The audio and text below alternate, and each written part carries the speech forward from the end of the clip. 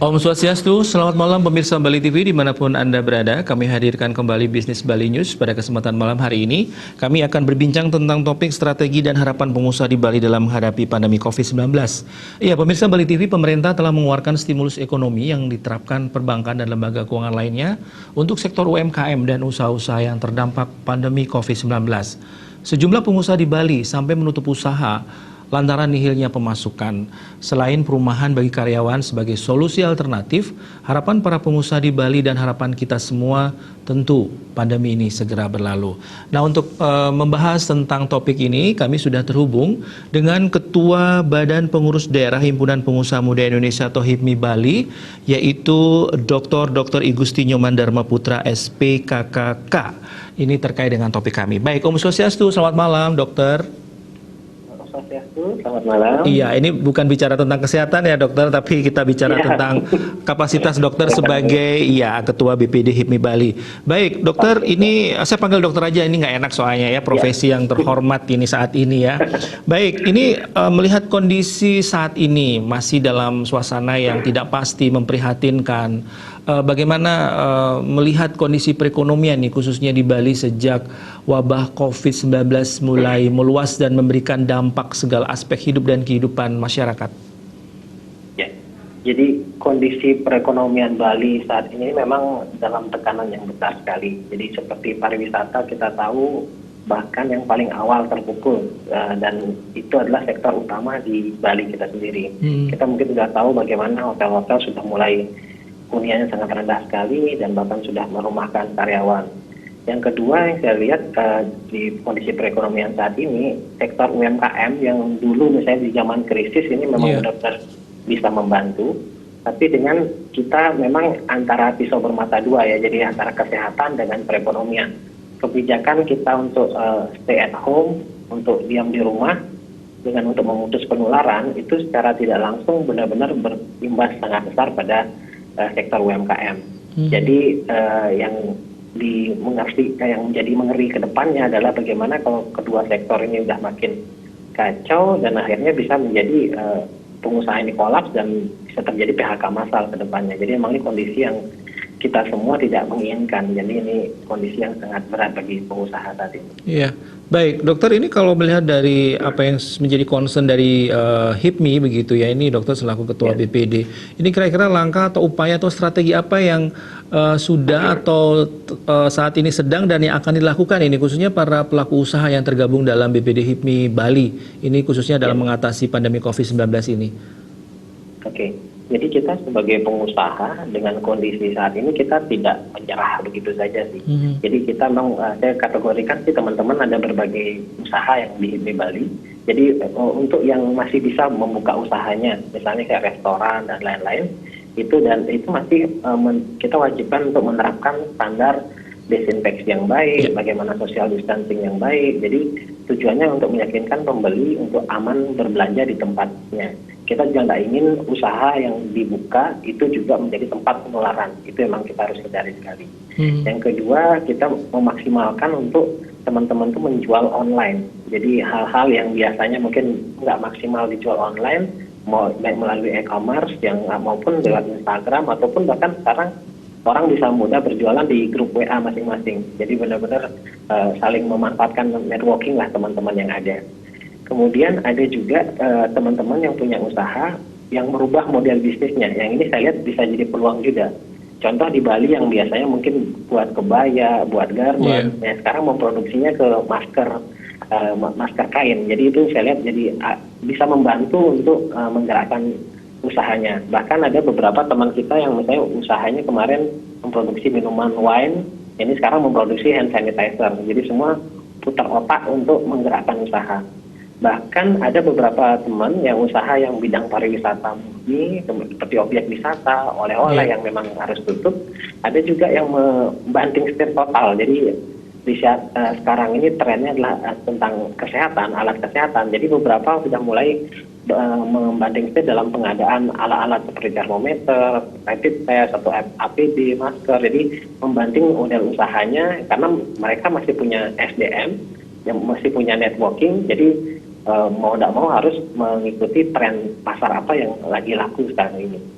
Iya, Baik, ini artinya antara pelaku usaha ini saling berkomunikasi ya begitu ya, Dok, ya, menguatkan begitu. Nah, ini kira-kira sampai saat ini yang sepanjang dokter tahu, bagaimana ini kondisi para pelaku usaha? Apakah tadi memang harus banting setir, ataukah mereka tetap bertahan? Ini kan kondisinya memang tidak pasti, tidak bisa kita prediksi.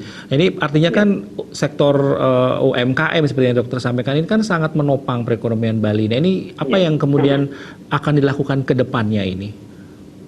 Oke, jadi sektor UMKM ini memang kita nggak bisa gerakkan karena memang posisinya saat ini dengan masalah kesehatan itu, masalah penularan. Jadi masalah juga, jadi hanya satu-satunya cara mereka harus bisa untuk online. Saya lihat beberapa di Jakarta sendiri itu beberapa seperti kayak tukang sayur itu mau nggak mau harus delivery.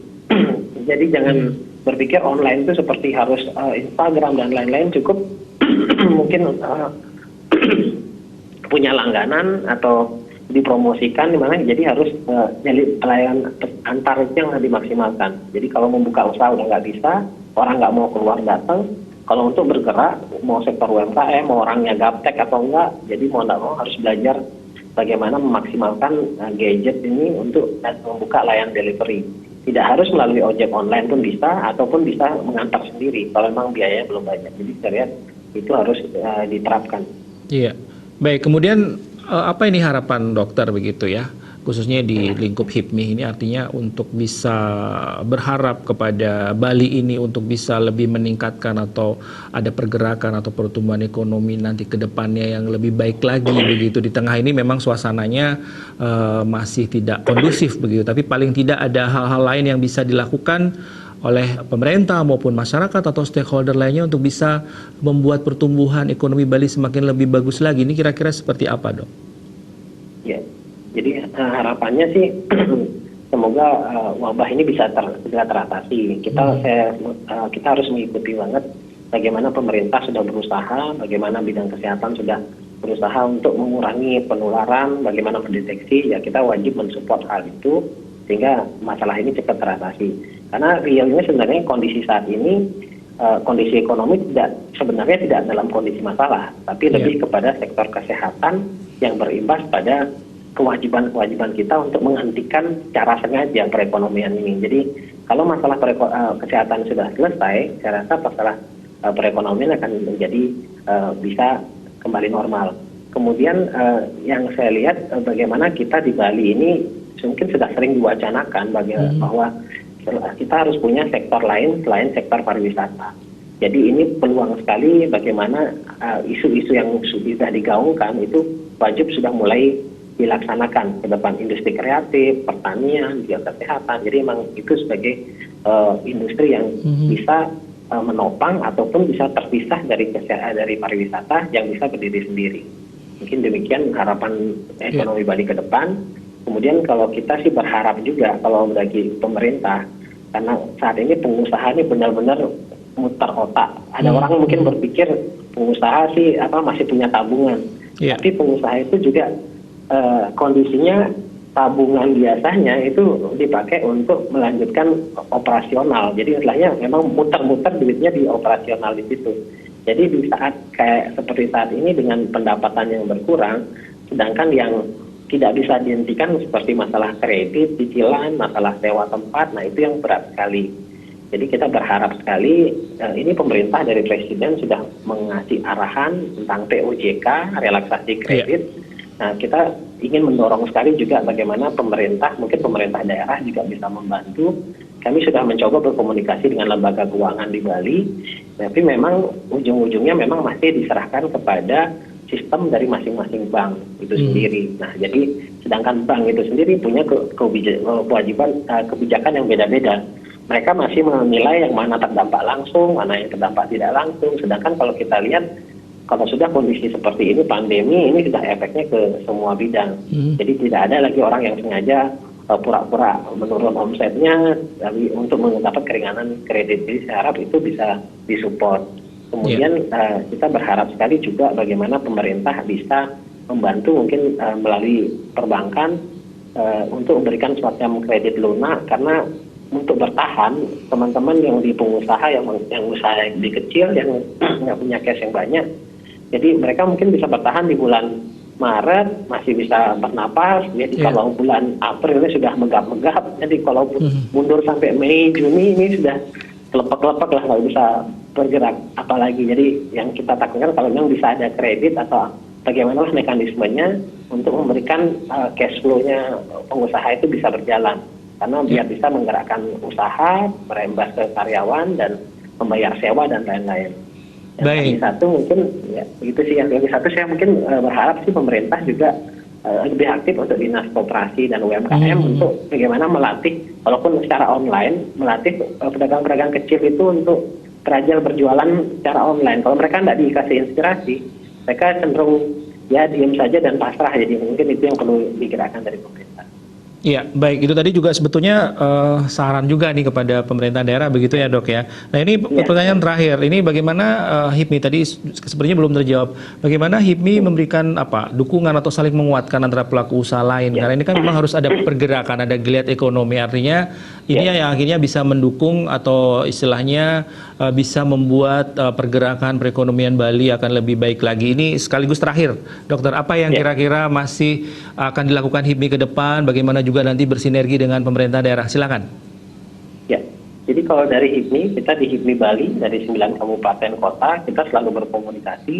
Bahkan kita sering memaksimalkan produk masing-masing. Jadi kita di saat kondisi kayak gini, peran organisasi itu sangat penting sekali. Bagaimana kita selain berbagi informasi, berbagi saling keluh kesah lah ini, kemudian kita juga saling membeli produk masing-masing. Jadi kita support bagaimana produk dari daerah A kita berikan itu lebih dan kita putar-putar di seputaran kita. Jadi kita saling support. Kemudian seperti tadi saya sampaikan, kita melalui wadah organisasi juga mendorong pemerintah. Jadi kita bergabung, menyuarakan. Kita HIPMI punya akses juga sampai ke pusat. Kami sudah berkoordinasi juga dengan HIPMI pusat dan juga kementerian bagaimana menyuarakan hal-hal apa yang ternyata di lapangan tidak sampai. Karena seringkali kebijakan dari pemerintah mungkin maksudnya baik, tapi ternyata sampai ke lapangan itu belum sampai. Nah itu hal-hal seperti itu yang benar-benar kita perjuangkan melalui HIPMI dari BPC, BPD maupun BPP atau pengurus pusat dari HIPMI. Demikian. Baik, terima kasih dokter atas waktunya berbincang-bincang bersama kami.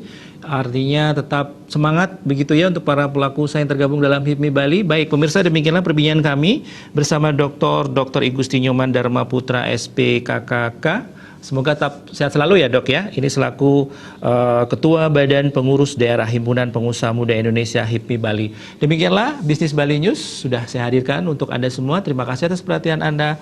Kami tutup dengan para mesanti. Om Santi Santi Santi Om.